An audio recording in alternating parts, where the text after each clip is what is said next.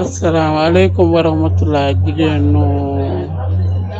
Magu Pastef ma di leen nuyu baax di leen ziar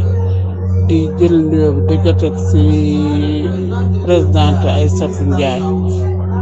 di leen nuyu di leen ziar bu baax di ñaan sama message bi yàlla na leen fekk si jàmm man la Aïssatou Ndoye coordonnatrice Magu Pastef Grand Dakar ñun nag dañ fee am tey nouvelle bu neex. parce que dafa am benn patriote boo xam ne dafa amoon yéene soxnaam dafa nekkoon kenn wéru léegi nag mu ne woon bu wasine day góor président Sonko la koy tudde yàlla def mu wasi jigéen mu tudde ko suñu yaay Xadi Ngom yaayu président Ousmane Sonko ma de dañ ko yëgal yéen ñëpp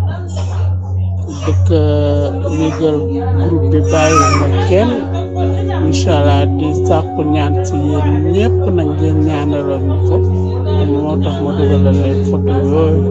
nuyu naa leen jaar naa leen bu baax a baax di jéggal bu baax nag ci jëgga déggante asalaamaaleykum wa rahmatulah wa barakaatu